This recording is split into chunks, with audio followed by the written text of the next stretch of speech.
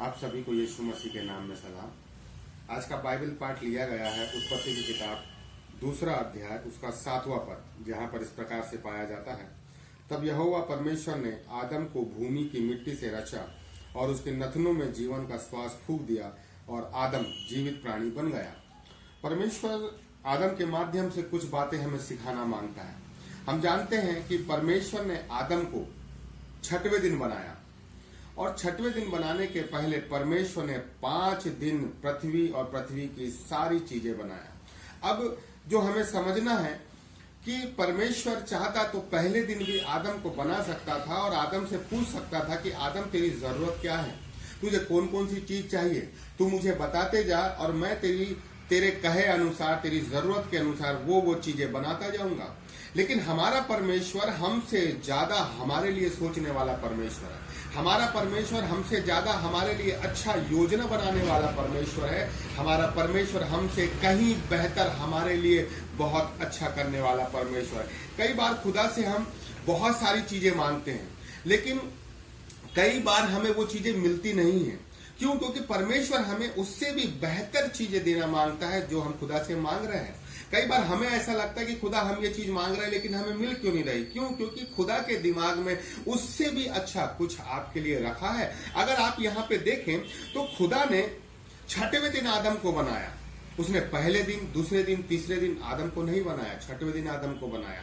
पहले दिन उसने कुछ बनाया, दूसरे, तीसरे, चौथे और 5वें दिन उसने पृथ्वी और पृथ्वी की सारी महिमा उसने कुछ ना कुछ बनाया। लेकिन आप ये देखिए, क्यों? क्योंकि परमेश्वर को पता था कि 6वें दिन मैं आदम को बनाऊंगा और आदम को बनाने के बाद जो उसकी बेसिक नीड होगी, जो उसकी जरूरतें होगी, परमेश्वर ने पहले दिन से लेकर 5वें दिन तक आदम की जो बेसिक नीड उसको जरूरत होने वाली थी, परमेश्वर ने सबसे पहले वो बनाया। मेरे प्रियो, आप इस बात को समझने की कोशिश करें कि जैसा परमेश्वर को पता था कि 6वें दिन में आदम को बनाऊंगा, लेकिन आदम को बनाने से पहले परमेश्वर ने उसकी जरूरतों को पूरा करने के लिए पृथ्वी की सारी चीजें बनाया। आप इस बात पे विश्वास करें कि खुदा हमें जो माँ के गर्भ से रच के रख छोड़ा है, खुदा ने हमें माँ के गर्भ में रचने से पहले ही हमारी सारी जरूरतों को उसने अपनी किताब में लिख रखा है। उसे पता है कि मुझे 10 साल की उम्र में, 20 साल और 30 साल की उम्र में कौन कौन सी चीजों की जरूरत पड़ेगी और परमेश्वर ने वो सारी चीजें पहले से ही हमारे लिए रख छोड़ा है।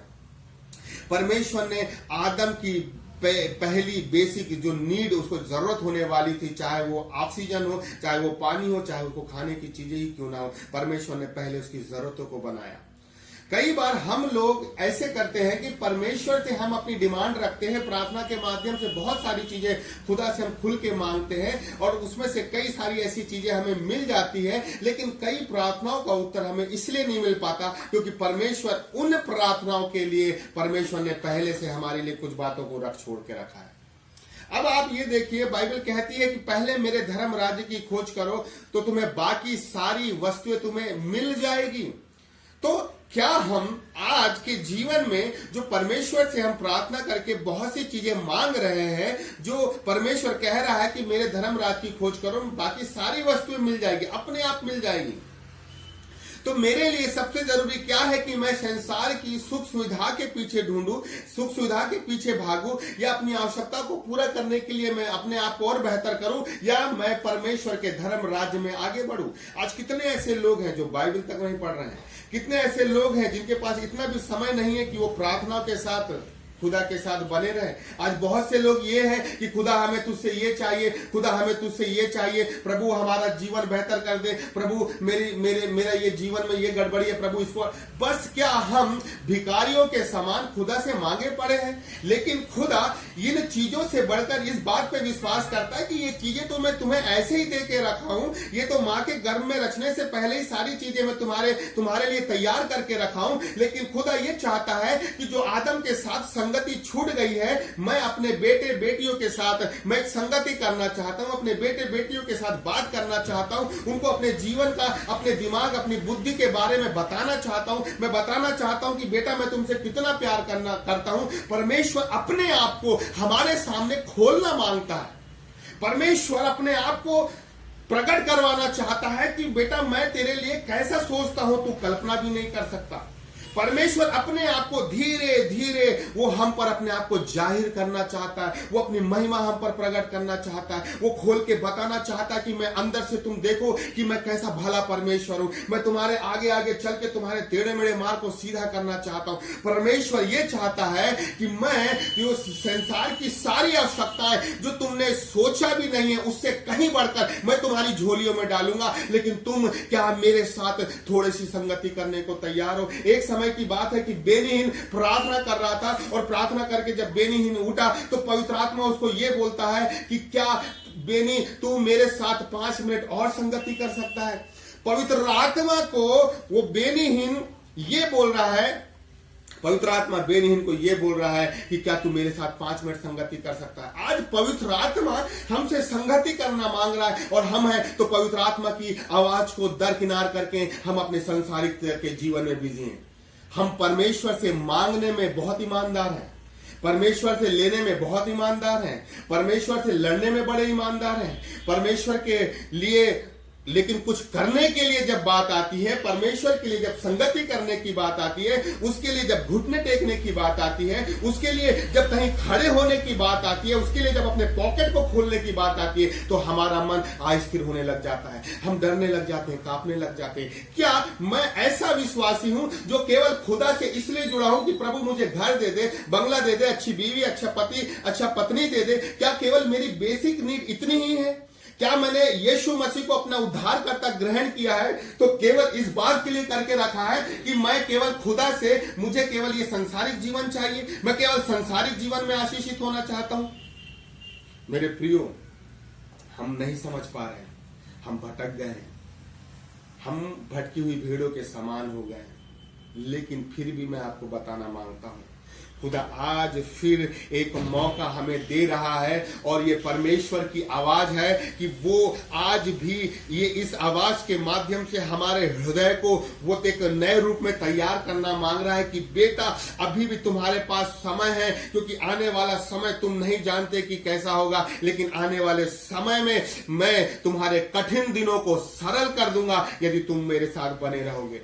खुदा नहीं चाहता कि हम जीवन में संघर्ष करें, खुदा नहीं चाहता कि जीवन में हम श्रापित रहें, खुदा नहीं चाहता कि हम जीवन में परेशान रहें, लेकिन खुदा ये चाहता है कि वो मेरे साथ संगति करे तो मैं तुम्हारे संघर्षों के दिन को सरल कर दूंगा। खुदा ये चाहता है कि तुम मेरे साथ संगति करो और मैं तुम्हारी बिगाड़ी हुई छवि को फिर से नया बना दूंगा। खुदा ये चाहता है कि तुम मेरे साथ संगति करो और तुम देखो कि तुम्हारे शत्रु एक जगह से तुम पर आक्रमण करते हैं और कैसे 7 दिशाओं से भाग जाते हैं। खुदा ये चाहता है कि संसारिक जीवन की आवश्यकताएं कभी भी पूरी नहीं होती। आज हमें अगर टीवी की जरूरत है तो कल हमें फ्रिज की जरूरत होगी। हमारी आवश्यकताएं लगातार संसार के हिसाब से बढ़ेगी, वो कभी खत्म नहीं होती। लेकिन आत्मिक जीवन में मेरे प्रियो इस बात को समझना है कि हमें धीरे धीरे खुदा के साथ बन के, खुदा ने जो उत्पत्ति में आदम के लिए पहले से बनाया, हमें भी खुदा से उन बातों को, उन आशीषों को हमें रिसीव करना है जो खुदा ने मां के गर्भ में रचने से पहले खुदा ने हमें बनाया है। क्या हम आज ये कह सकते हैं, क्या मेरा मन आज इस बात की गवाही दे सकता है कि खुदा मैं तेरे साथ सही रीति से चल रहा हूं? क्या मेरा मन इस बात पे विश्वास करता है? क्या मैं अंदर से अपने आप पे इस बात पे कॉन्फिडेंट हूं कि हाँ खुदा, मैं तो किसी स्थान में केवल पड़ा हुआ था, मैं तो, लेकिन तूने मुझे उस पड़े हुए स्थान में पड़े नहीं रहने दिया, लेकिन तूने उस स्थान से उठाकर मुझे शिरोमणि बनाया है। और यदि आज तूने मुझे शिरोमणि बनाया है तो प्रभु, मैं अपने उन दिनों को भूलने ना पाऊं कि जिन स्थानों में पड़ा हुआ था, मैं कैसी स्थिति में था, कैसी बुरी परिस्थितियों में था, कैसा रोता था, कैसा बिलखता था, लेकिन खुदा तूने मेरे दुखों के दिन को बदलकर आनंद के दिनों में लेके गया, मेरे बुरी परेशानियों से उठाकर तू मुझे शांति की वाचा में लेके गया है। तो प्रभु, जब तू मुझे इस ऊंचे स्थान में लेके गया है तो मैं तेरे नाम का धन्यवाद देने पाऊं, मैं तेरे नाम को ऊंचा उठाने पाऊं। और इस ऊंचे स्थान में रहने के बाद भी जो संगति मेरी एक समय में तेरे साथ उन निचले स्थानों में थी, उन बुरी परिस्थितियों में थी, उस बुरी कंडीशन में थी, जैसे मेरी संगति तेरे उस समय थी जब मैं बुरे हालातों में थी, तो खुदा जब तू मुझे ऊंचा लेके गया है तो मैं तब भी तेरे साथ ईमानदारी का जीवन जीऊंगी। लेकिन आज कितने लोग हैं, जब खुदा उनके दिन को पलटता है तो वो खुदा को ही पलट देते हैं। कितने ऐसे लोग हैं कि खुदा ने किन किन लोगों को नीचे से, घूरे से, कचरे के डिब्बे से उठाकर महिमा के सिंहासन पर लेके गया। और जब वो महिमा के सिंहासन पर लेके गया मेरे प्रियो, तो वो उन लोगों ने ही खुदा को दरकिनार कर दिया। खुदा इसलिए हमें ऊंचे स्थान में लेके नहीं जाता, इसलिए शिरोमणि नहीं बनाता कि हम खुदा को ही भूल जाएं।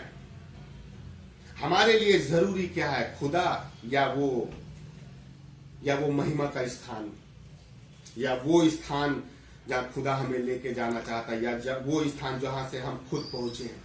खुदा चाहता है कि तुम मेरे साथ संगति करो, क्योंकि जिस ऊंचे स्थान में मैं तुम्हें लेके गया हूं वो ऊंचा स्थान अंतिम नहीं है। लेकिन तुम यदि मेरे साथ बने रहोगे तो मैं तुम्हारे साथ बना रहूंगा, और जिस स्थान में तुम्हें मैं लेके गया हूं उससे भी ऊंचा तुम्हें लेके जाऊंगा। खुदा ये चाहता है कि हम संसार में फंस के ना रह जाएं। खुदा ये चाहता है कि हम संसारिक जीवन में इतने अस्त व्यस्त ना हो जाएं, कि संसारिक प्रलोभन में हम इतने अस्त व्यस्त ना हो जाएं कि संसार से हम निकलकर खुदा के पास तक ना आ पाएं।